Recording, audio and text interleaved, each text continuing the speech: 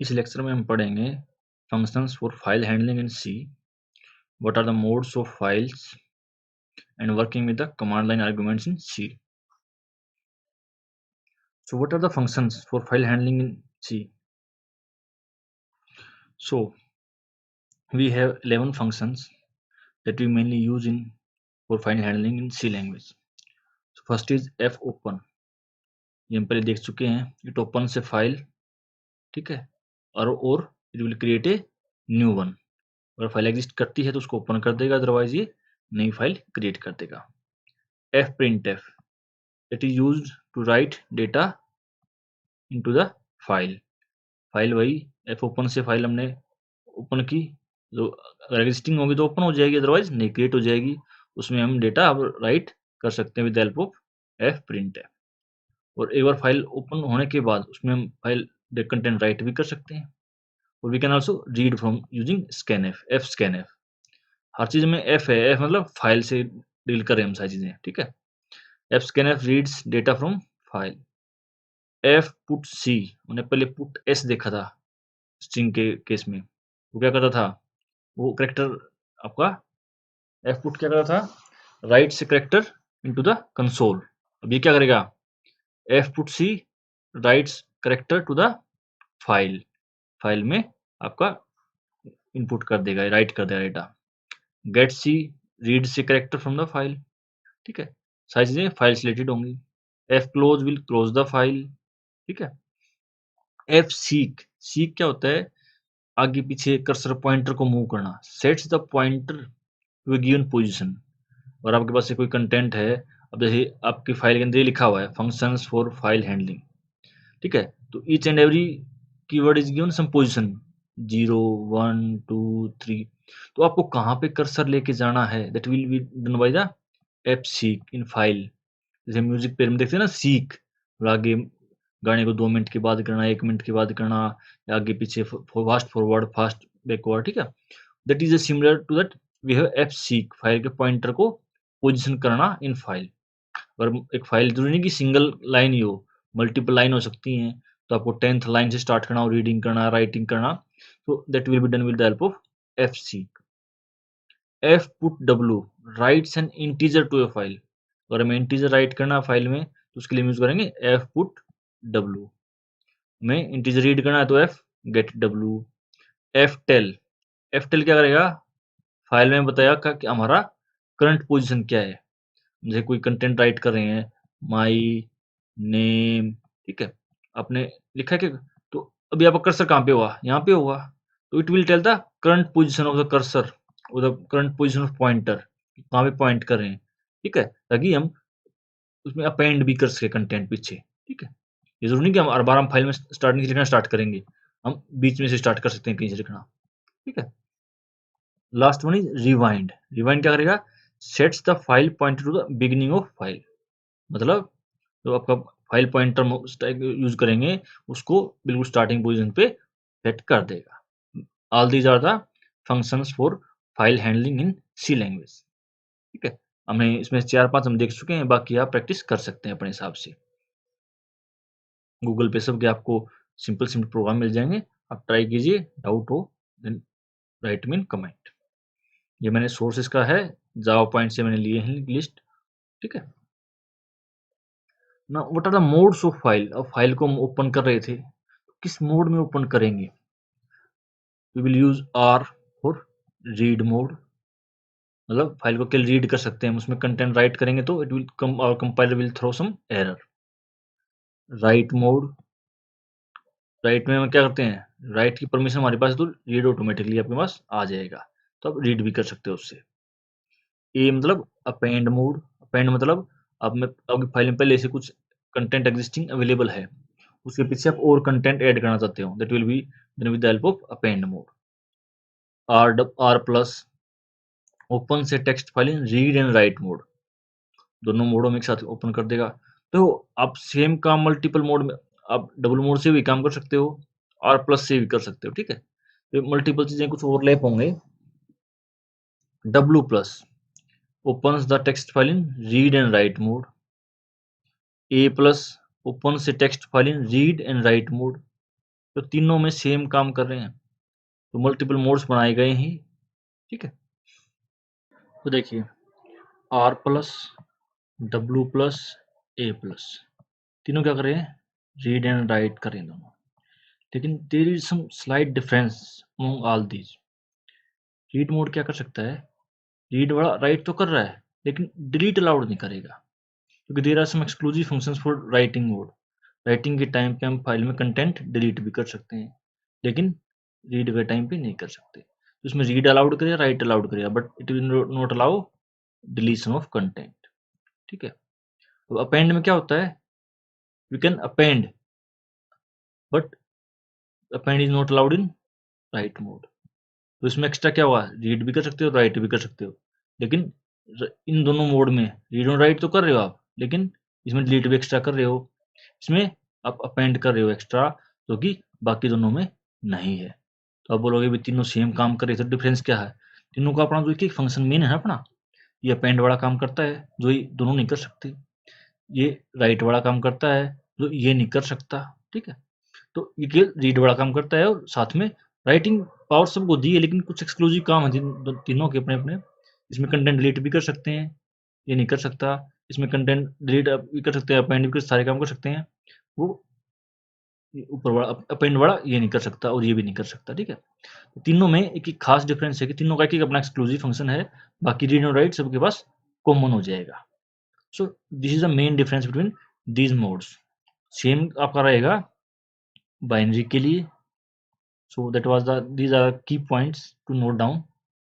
RB read open, जैसे आपके थे नॉर्मल फाइल के लिए, ये RB ओपन से binary file in read mode. Binary file के लिए हम क्या करेंगे, RB यूज करेंगे। बाइनरी फाइल के लिए राइट के लिए क्या करेंगे हम, WB right mode for binary file. AB append करेंगे हम बाइनरी फाइल में, ठीक है। RB प्लस ओपन से binary file in read and write mode. WB plus open से binary file in read and write mode. और AB प्लस वही open से binary file in read and write mode. तो आपके ये 6 हैं, यही आपके पहले फाइल के लिए आपने सारे लिए, फिर हमें सारे बाइनरी फाइल के लिए ले लिए, तो आपके टोटल 12 हो गए। 12 ही है ना, 1 2 3 4 5 6, हाँ 0 से 12। Next we have command line arguments. अब तक हमने देखा मेन फंक्शन जब भी होता है उसमें हमारा कोई भी हमारा पैरामीटर नहीं होता। बाकी हम जो फंक्शन बनाते हैं उसमें हम इंटीजर टाइप के, फ्लोट टाइप के फॉर्मल पैरामीटर्स पढ़े, हमने एक्चुअल पैरामीटर्स पढ़े, ठीक है। तो हम पैरामीटर्स पास करते हैं, ठीक है। लेकिन अगर हमें हमारे बिल्कुल प्रोग्राम को स्टार्टिंग से ही कुछ इनिशियलाइज करना पड़ जाए, उसमें पैरामीटर पास करने पड़ जाएँ, डायनामिक वैल्यू आपको असाइन करनी कोई, तो क्या कर सकते हैं हम, मेन फंक्शन में ही आप आर्गुमेंट पास कर सकते हो, ठीक है। Most important function of C++ is main function. It is mostly defined with return type of integer, ठीक है, हम डिफाइन करते हैं, एंड विदाउट पैरामीटर्स, कोई पैरामीटर्स में पास नहीं करते। To pass command line arguments, we typically define main with 2 arguments.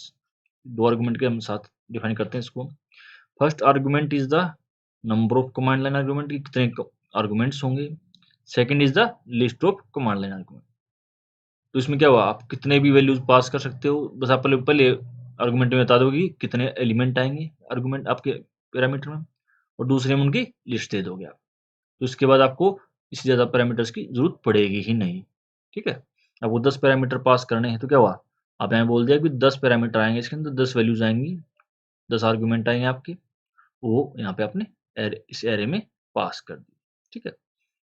ARGC और argument count is an integer, integer type का है, ठीक है यहाँ पे, and stores the number of command line argument passed by user including the name of the program. Name of जो program का name है वो बाय डिफॉल्ट एक पहला आर्गुमेंट अपने आप पास हो जाएगा।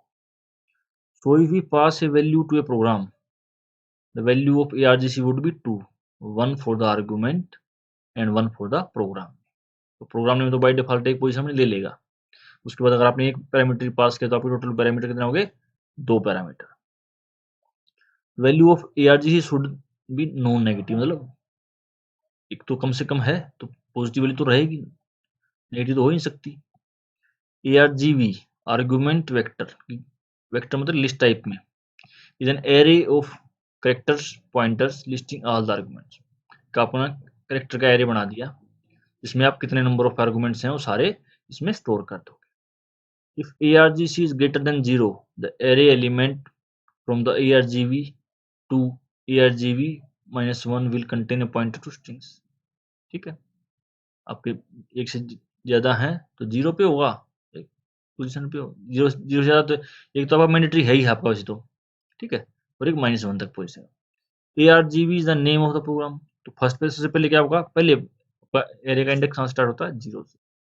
तो पहला क्या वैल्यू होगी, name of the program is the first argument we will passing. ठीक है, आफ्टर दैट टिल argv, जितने आर्गुमेंट आपके आर्गुमेंट कितने हैं हमने, this is the number of argument, -1 तक लूप चलेगा। और आपके 5 आर्गुमेंट हैं, तो कहाँ से स्टार्ट हुआ, 0 से स्टार्ट हुआ और 5 इसमें क्या हुआ, यहाँ पे argc वैल्यू 5 होगी, 5 -4 तक जाएगा। वही आपका एरे वाला कॉन्सेप्ट है, इंडेक्स साइज ऑफ एरे से एक कम तक जाएगा, वही चीज आपकी यहाँ पे थी। ठीक है, after that till argv every element is command line argument. जितने आप आर्गुमेंट पास करोगे वो सारे इसके बाद, 0 के बाद, 0 में तो नाम प्रोग्राम का नाम, उसके बाद जितने भी आपका साइज है उस हिसाब से नंबर ऑफ आर्गुमेंट आपके उसमें एरे में चले जाएंगे।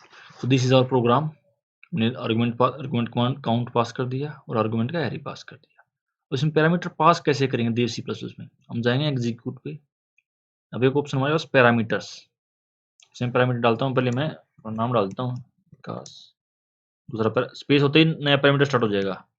ठीक है, 2 पैरामीटर डाल दिए मैंने। इसके बाद तीसरा कुछ डालना है, क्या डालूं, टीचर। तो क्या हो गया, 1 2 3 तो ये हो गए, चौथा प्रोग्राम का नाम बाय डिफॉल्ट हो गया। ओके कर देते हैं इसको पहले कंपाइल करते हैं, रन करते हैं। देखो, यू हैव एंटर्ड 4 आर्गुमेंट्स। पहला तो ये पूरा प्रोग्राम का नाम विद लोकेशन, ठीक है, कहाँ पे स्टोर्ड है ये, फिर तीनों पैरामीटर। तो क्या कर सकते हैं, इसकी हेल्प से हम किसी प्रोग्राम को स्टार्टिंग होने से पहले ही कुछ वैल्यूज आपको साइन करनी है, लेकिन डायनेमिक वैल्यूज हैं, तो आप एज ए पैरामीटर उसमें पास कर सकते हो थ्रू मेन फंक्शन। ठीक है, तो ये आपका this is command line argument in C language. अब इसकी प्रॉपर्टीज क्या है कुछ, they are passed to main function. Command line argument आपके वो मेन फंक्शन में पास होते हैं। दे आर पैरामीटर्स और argument supplied to the program when it is invoked. तो मेन प्रोग्राम चालू होने से पहले ही आपको पैरामीटर्स सप्लाई हो जाते हैं। They are used to control program from outside instead of hard coding those values inside the code।